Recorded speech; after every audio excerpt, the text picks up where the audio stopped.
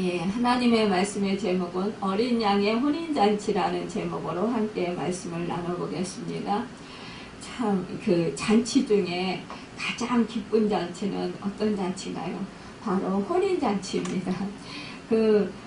마을에 예전에 그 혼인잔치가 있는 집은 며칠 전서부터 막 그냥, 사람들이 북적북적하고 떠들썩하고 그냥 기쁨의 소리, 축하하는 소리, 또 서로가, 정말 기뻐하는 소리, 이러한 소리가, 참 이렇게, 웃음소리가 그 혼인집에 끊이질 않아요.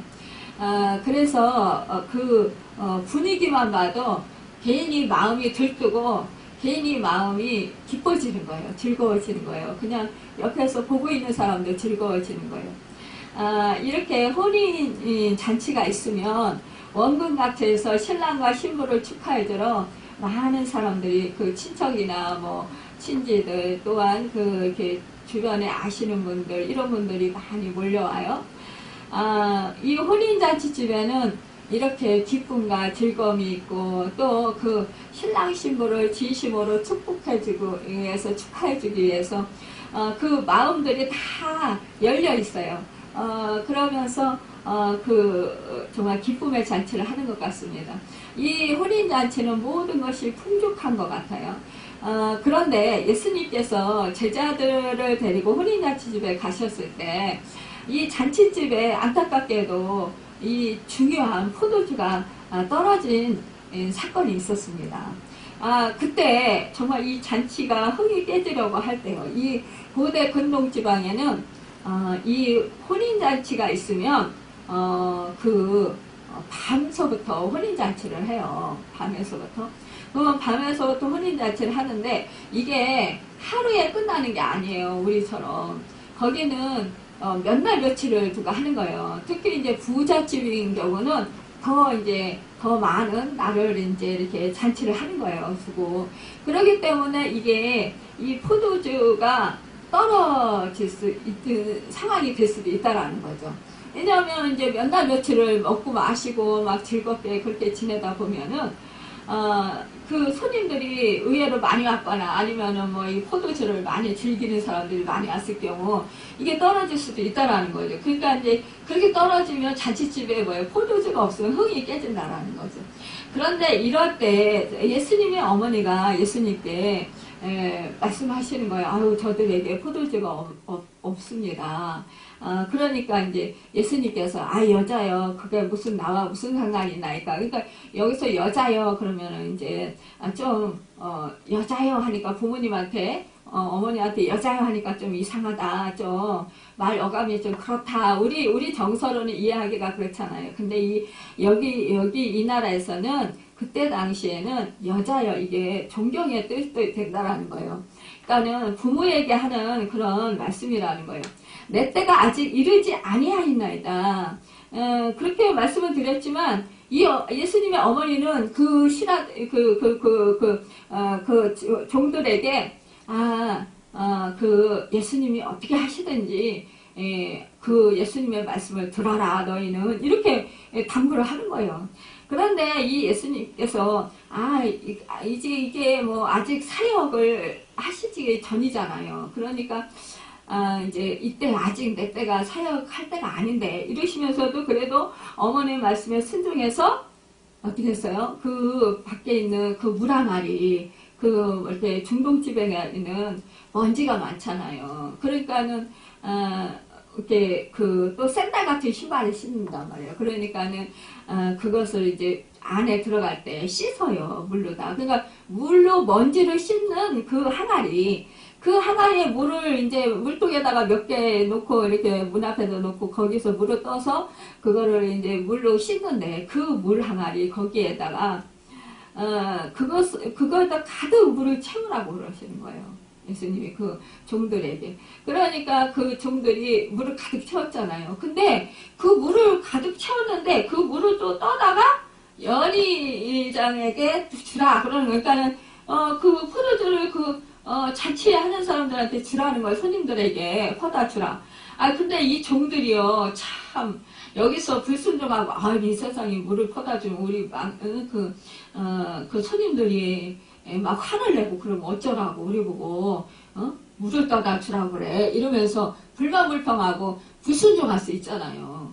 근데, 그 종들은 그리하지 않았다라는 거죠.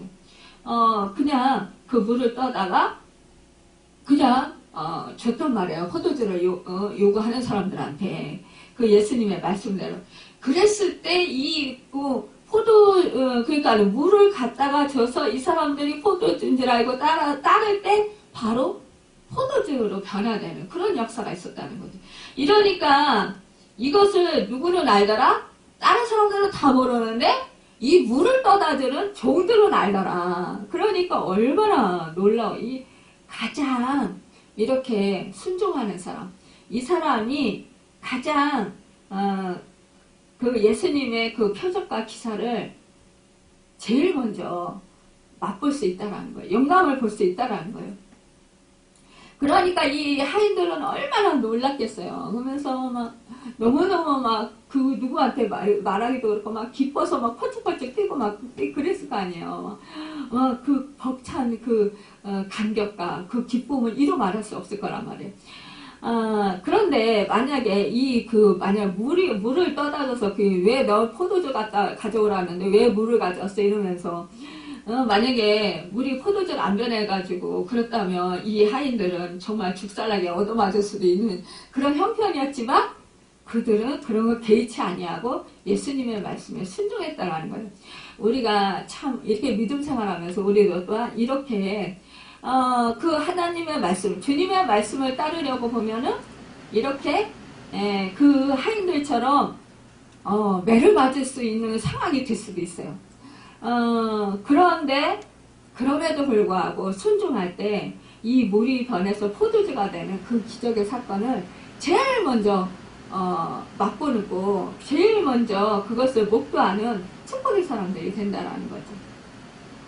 경험하게 되는 그런 축복의 사람들이 된다라는 거예요.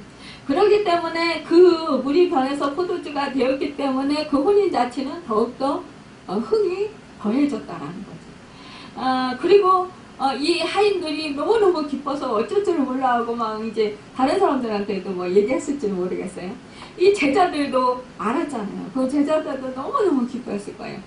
그러면서 어떻게 하나님께 영광 돌려드리고 저분은 대단한 분이다. 정말 우리가 믿고 따랐던 저 예수님, 우리가 정말 모든 것을 버리고, 그러니까는 제자들이 뭐예요? 그 베드로와 그 모든 그 제자들은 사실상 어부들이었던 사람들이 많잖아요. 근데 그 생업을 버리고, 그러니까 그물을 버리고 부모를 버리고 예수님을 따랐다라는 거예요. 그런데 그때 이러한 것을 목도했을 때 얼마나 우리가 정말 잘 따라왔다. 막 이러면서 너무너무 기뻐하고 너무 막 감격스럽고 감사했을 거 아니에요. 그쵸? 그러니까 우리도 예수를 믿었어요. 예수를 믿어서 우리가 이렇게 좀 정말 우리가 예전에 좋아하던 생활 습관이라든가 또 우리가 또 내가 만족해하고 기뻐하던 그런 일들을 하던 거를 다 예수님 때문에 버리고 우리가 예수님을 따랐다. 그러면 우리가 이제 예수님만 한 분만 보고 우리가 살아가고 있는데, 믿고 살아가고 있는데, 만약에 이렇게 어려운 일만 계속 당한다면 우리는 괜히 따라왔나 이러면서 후회할 수도 있을 거예요. 그렇지만 그런 상황에서도 아니야. 그래도 이분은 믿을만해. 그리고 메시아야. 우리는 또 우리를 위해서 제사해 주신 그 은혜가 있잖아요. 이것을 생각할 때 우리는 하나님이시고 하나님의 아들이시야. 우리가 그것을 생각하고 우리가 신뢰하면서 우리 주님을 따르고 주님을 믿는다면, 또 말씀을 우리가 순종하고 행한다면, 우리는 이 가나의 그 혼인잔치, 여기에서 맛보았던 그 하인들의 기쁨, 그 제자의 기쁨보다도 더 큰 기쁨과 더 큰 감격을 누리게 되고, 또한 이 어린 양의 혼인잔치에 우리가 온 우주와 천사들이 다 참가하는 그 잔치에서 우리가 주인공이 된다는 거예요. 그러니까 잔치집에는 누가 주인공이에요? 신랑 신부가 주인공이란 말이에요. 그런데 이 신랑 되시는 우리 주님이 이 땅 가운데 신부를 맞이하러 올 때 우리가 정말 예수님과 같은 그런 세마포 옷을 단장하고 우리 신랑 되시는 그 주님을 맞이할 때 그때는 이 땅에서의 그 혼인잔치 이거는 비교할 그런 것이 아니라는 거죠. 그것은 정말 우주 만물이 정말 부러워하고 기뻐하는 그런 감격하고 하나님께 찬양드리는 그러한 그 기쁨이라는 것입니다. 여러분, 그렇기 때문에 우리는 그 날을 생각하면서 이 세상에서 살아가면서 어떠한 한량과 또 믿음을 지키기 위해서 우리가 말씀에 순종하고 행하려고 할 때 어려운 일을 당하고 고난을 당해도 그때를 생각하고 그때를 소망하면서 우리는 인내로서 견디고 승리하고 이겨나가야 된다는 것입니다. 이렇게 믿음을 지킨 자들이 결국은 그 날에 우리가 예수님의 그 신랑 되시는 주님을 맞이하는 신부로서 우리가 그 축복을 받을 수 있다는 것입니다. 오늘 이 어린 양의 혼인잔치에서 말씀하고 있습니다. 사도 요한은 또 한 소리를 들었다고 했습니다. 허다한 무리의 음성과도 같고 많은 물소리와도 같고 큰 우레소리와 같은 소리를 들었다고 했어요. 그것은 하늘의 천사들과 성도들의 힘찬 찬송의 소리인데요. 그들은 전능하신 주 하나님의 통치하심을 찬양하였습니다. 그들은요, 우리가 즐거워하고 크게 기뻐하며 그에게 영광을 돌리세요. 어린 양의 혼인기약이 이르렀고 그의 아내가 자신을 준비하였으므로 라고 칭찬을 말하고 있습니다. 그에게 빛나고 깨끗한 세마포 옷을 입도록 허락하셨으니 이 세마포 옷은 성도들의 옳은 행실이더라 이렇게 말씀하고 있어요. 그들은 그러니까 뭐예요? 하나님의 구원사역의 완성을 기뻐하고 찬송하는 것이라는 것입니다. 여러분, 이 혼인잔치가 언제 열립니까? 심판 중에 그 잔치가 열리는 거예요. 하나님의 심판 중에. 그러니까 어린 양의 혼인잔치인데 그러니까 말씀하고 있어요. 한 천사가 요한에게 말하게 기록하라. 어린 양의 혼인잔치에 청함을 받은 자들은 복이 있도다 하고 또 내게 말하되 이것은 하나님의 참되신 말씀이라. 이렇게 9절에 말씀하겠습니다. 하나님의 통치하시는 섭리의 목표는 하나님의 택한 백성의 구원인데 그것이 어린 양의 혼인잔치로 표현되었어요. 혼인은 안전한 연합을 가리키잖아요. 그러니까 신부는 성도를 가르쳐요. 우리 예수 그리스도를 믿는 하나님이 우리를 부르신 자들, 불러서 세우신 자들. 어린 양의 혼인잔치는 부활한 성도들이 천국에서 영광 중에 그리스도와 완전히 연합된 삶을 누릴 것을 가리킵니다. 사람의 불신앙과 불순종은 하나님께 분리를 가져왔어요. 그것은 뭐예요? 아담이 불순종함으로 말미암아 하나님과 이제는 분리되었어요. 그러나 온전한 믿음과 순종과 사랑은 완전한 연합으로 나타나게 됐다는 거예요. 둘째 아담이 예수 그리스도가 이 땅에 오셔서 우리 모든 인류의 죄악을 십자가에서 감당하심으로 말미암아 모든 죄를 사해 주셨어요. 그리고 사망 권세를 이기시고 3일 만에 부활하셔서 그 부활의 그 승리를 우리에게 안겨주셨다는 것입니다. 여러분, 이사야서 25장 6절에 보면 만군의 여호와께서 이 산에서 만민을 위하여 기름진 것과 오래 저장하였던 포도주로 연회를 베푸시리니 곧 골수가 가득한 기름진 것과 오래 저장하였던 맑은 포도주를 하실 것이며 라고 했습니다. 그러니까는요, 이것은 참 하나님께서 이렇게 축복해 주신다라는 걸 사람들이 동서남북으로부터 와서 하나님의 나라 잔치에 참여한다고 누가복음 13장 29절에 말씀하고 있습니다. 그러니까 이 혼인잔치가 이르렀을 때 그렇게 한다라는 거예요. 두 번째로 이제 혼인잔치에 참여할 자인데 혼인잔치에 아무나 참여할 수 없다라는 거예요. 그럼 누가 참여할 수 있냐? 오늘 본문은 청함을 입은 자만이 어린 양의 혼인잔치에 참여할 수 있다고 했어요. 그러니까 이 청함을 받은 자는 누구예요? 예수 그리스도를 구세주로 믿는 자. 그러니까는 신부로서의 그리스도의 신부로서 자격을 갖춘 성도들을 가리키는 거예요. 그러니까 성경은 구원받은 성들이 영적으로 이미 그리스도와 연합된 자들이라고 말합니다. 그러니까 너희는 그리스도의 몸이요 지체의 각 부분이라 고린도전서 12장 27절에 말씀하고 있어요.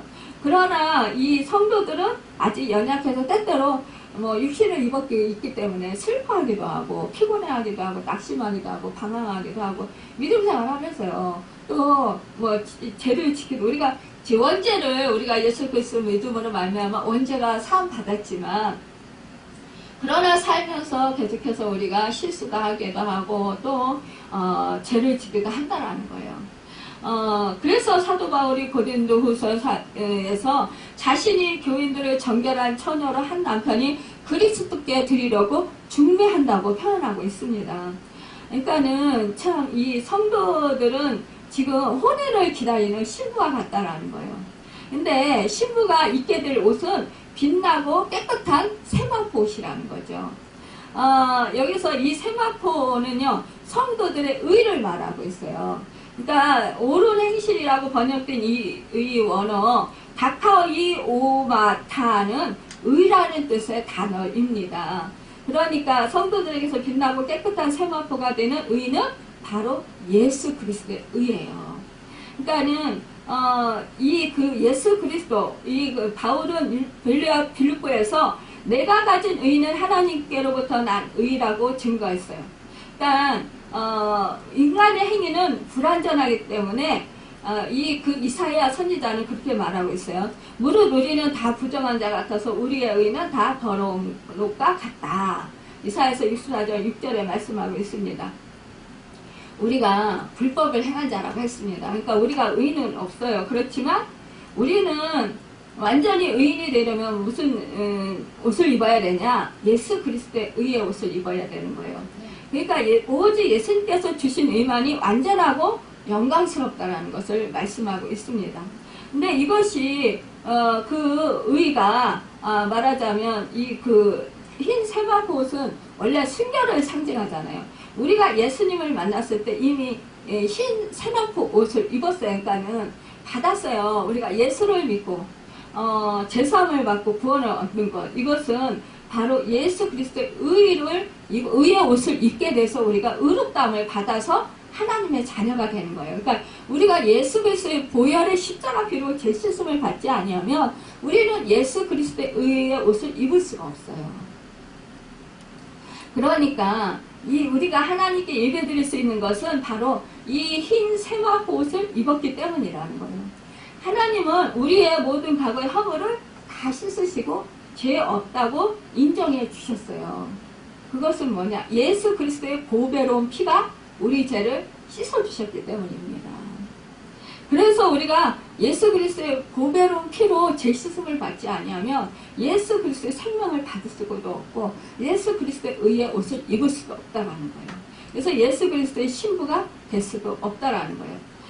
우리가 이 처음 받은, 그러니까 예수를 우리가 이것을 믿게 된 것도 사실 하나님이 우리를 선택해서 우리를 하나님 자녀로 삼아주셨기 때문이에요. 그러니까 우리에게 성령을 보내주시고 우리로 하여금 예수 그리스도가 구세주라는 거.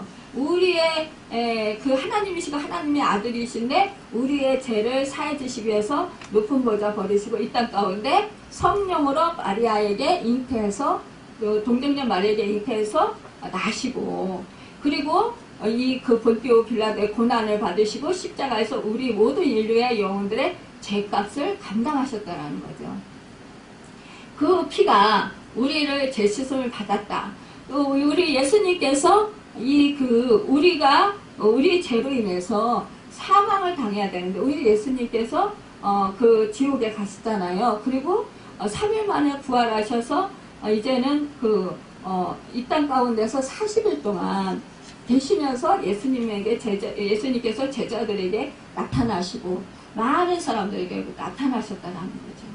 그리고 다시 제자들의 사명을 일깨워 주시고 그리고 많은 무리가 보는 데서 부활 승천해 가시면서 내가 성경을 보내주겠다. 또 내가 너희를 위해서 거처를 예비하러 간다. 그리고 예수님께서는 뭐 했어요? 하나님 우편에서 너희를 위해서 중보기도 하고 계실 것이다. 이렇게 말씀하시면서 다시 오신다. 다시 오실 때까지 너희는 기다려라. 이렇게 말씀하셨잖아요. 그리고 너희는 땅끝까지 이르러 내 증인이 되라. 이렇게 말씀하셨어요. 그러니까 복음을 전하라. 그 증거자들이 되라. 이렇게 말씀하셨다라는 거죠. 그러니까 우리 예수님께서 부활하셔서 이 땅 가운데 오셨을 때 그때 그 부활하셨을 때 제자들한테 나타나셨을 때 제자들이 잘 몰라봤어요. 왜 몰라봤을까요? 우리 예수님이 그 부활한 몸을 입었기 때문이라는 거죠. 그러니까 우리가 이제는 예수님이 다시 오실 때는 우리도 그러한 부활할 몸으로 주님과 같은 몸으로 영원히 썩지 아니하고 쇠하지 않는 몸, 아프지 아니하고 건강한 몸, 우리가 망하지 아니하고 언제나 영원히 사는 그런 그 몸으로 다시 입는다라는 거예요. 우리가 그날을 우리가 생각하면서 우리는 기쁨으로 믿음을 지키면서 살아야 된다는 것입니다. 여러분, 우리가 결혼을 하려면 여자로서 정결을 지킨 자만이 한 남자의 아내가 될 수 있잖아요. 그런 것과 같이 우리가 믿음으로 신랑을 잘 지킨 사람만이, 성도만이 신랑 대신 그리스도의 신부가 될 수 있는 자격이 된다는 거죠. 그러니까 우리가 그리스도인으로서 합당한 삶을 사는 자만이 천국잔치에 초대받을 수 있다는 것입니다. 그러니까 예수님께서 열처녀 비유에서 행함이 없는 거짓 그리스도인들을 등불에 기름을 준비하지 않은 다섯 처녀로 비유하셨잖아요. 그래서 신랑이 오기까지 열처녀가 이제 기다리는데, 근데 다 등불을 준비를 했어요. 근데 다섯 처녀는 등불을 준비해서 기름을 준비를 못한 거예요. 여분의 기름을 준비를 못한 거예요. 그런데 이제 신랑이 기다려도 안 오는 거야. 그런데 자기들이 등불에 있는 그 기름이 다 달았어. 그러니까 이제 여분의 기름이 없으니까 어떻게 해요? 여분에 있는 그 다섯 처녀한테 우리 좀 빌려달라. 그러니까 너네 빌려주면 우리도 신랑이 오실 때까지 이거 떨어질 수 있어. 그러니까 너희는 가서 기름집에 가서 살아. 그러니까 그 다섯 처녀는 기름 떨어진 다섯 처녀는 기름집에 간 사이에 이 신랑이 왔네.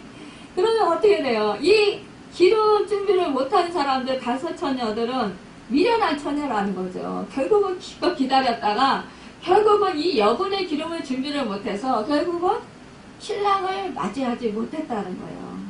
근데 여분의 기름을 준비한 사람들은 어떻게 해요? 계속 기다리니까 신랑을 기쁨으로 맞이할 수 있다는 거예요. 신랑이 오실 때. 그러니까 우리 주님이 그거를 말씀하시는 거예요. 우리 그리스도인으로서 그러니까 그 외형적인 행동을 하는 것보다도 우리가 의식적으로 행동하지 말고 하나님의 말씀대로 우리가 순종하고 행하고 살아라. 그리고 또한 깨어서 늘 기도해라. 하나님과 늘 친밀한 사랑의 교제를 나눠라. 이거에 연합해라.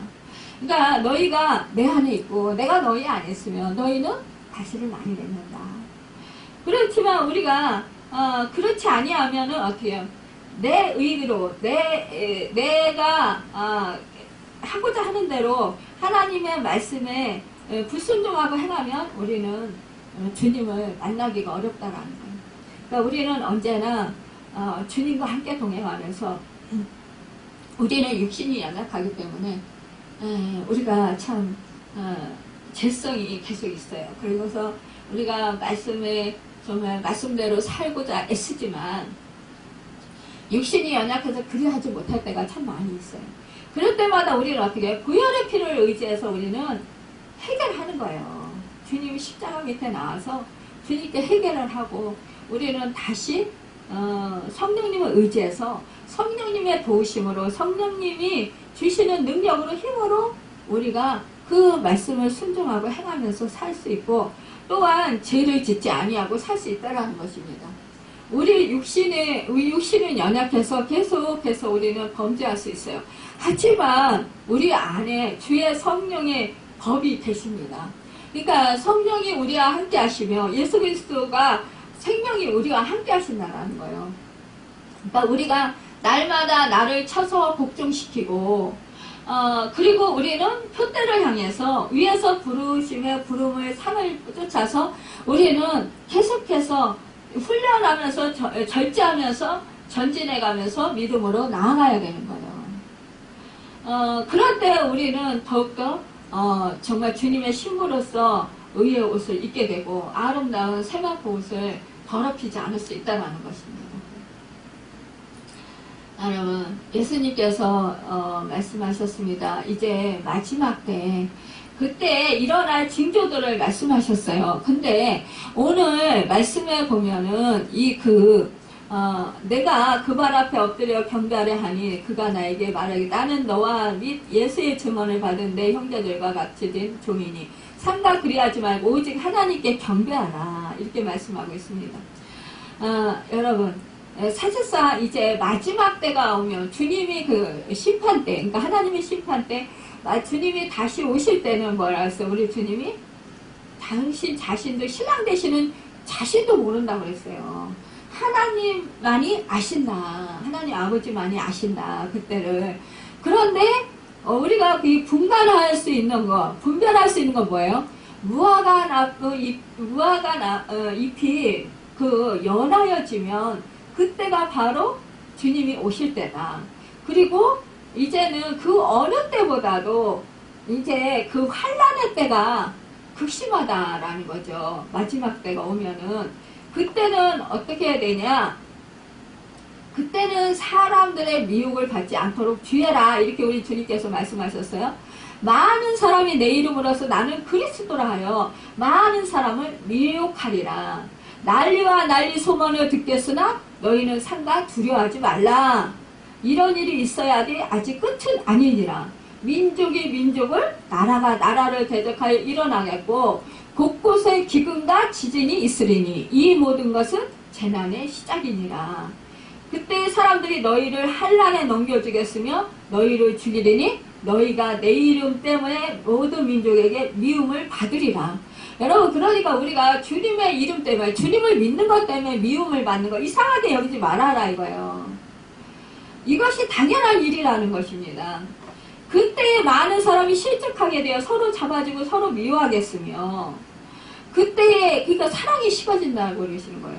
그때에 큰 환란이 있겠으며 창세로부터 지금까지 이런 환란이 없었고 후에도 없으리라. 그리스도가 여기 있다 혹은 저기 있다 하여도 믿지 말라. 거짓 그리스도들과 거짓 선지자들이 일어나 큰 표적과 기사를 보여서 할 수만 있으면 택하신 자들도 미혹하리라. 그러니까 뭐예요?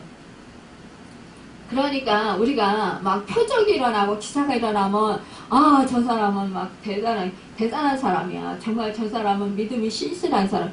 대부분요 다 주 예수 그리스도로 와요. 근데 그 사람들은 우리 믿는 자들은 어떻게 사람들 미혹해서 그 믿음에서 떨어지게 하기 위해서라는 거죠. 그러니까 우리는 그런 상황에 그런 것을 보면서 현혹되지 말라는 거예요. 마음을 빼앗기지 말라는 거예요. 그러니까 우리 주님이 말씀하신 그러면 사람들이 그렇게 내가 여기 있다 저기 있다 해도 표적을 나타내고 기사를 나타내도 거기에 미혹되지 말라. 믿지 말라.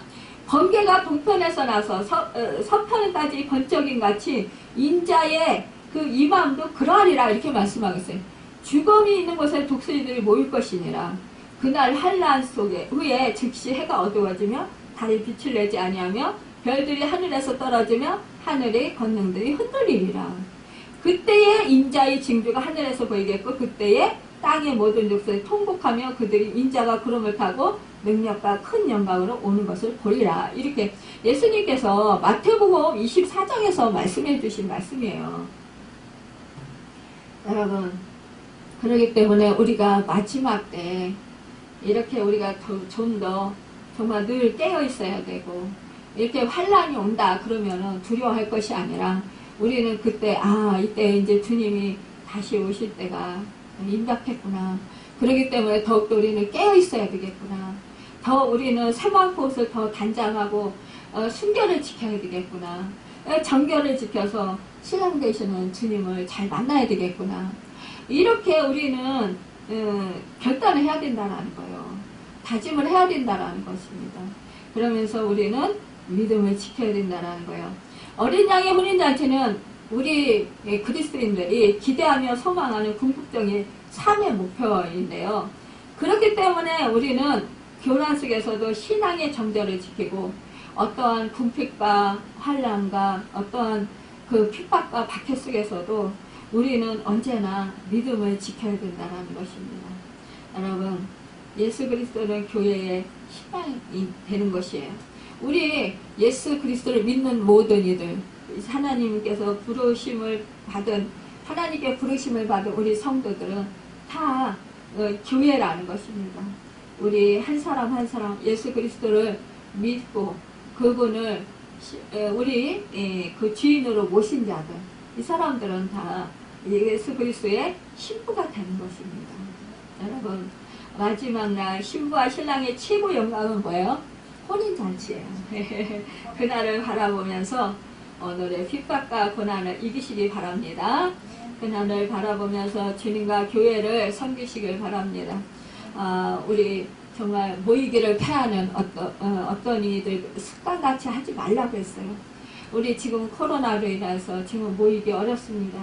하지만 우리가 서로 정말 마음을 모으고 또한 우리가 또한 그 믿음의 여정 가운데 우리가 하나님을 더욱더 바라보면서 우리가 그 신앙의 전례를 지키는 그런 축복의 사람들이 되길 바랍니다. 천사는 어린 양의 혼인 잔치에 청함을 받은 자들은 복이 있다고 말했습니다. 우리가 천국에서 누릴 기쁨과 즐거움과 만족을 그 세상 무엇과 비교할 수 있겠어요?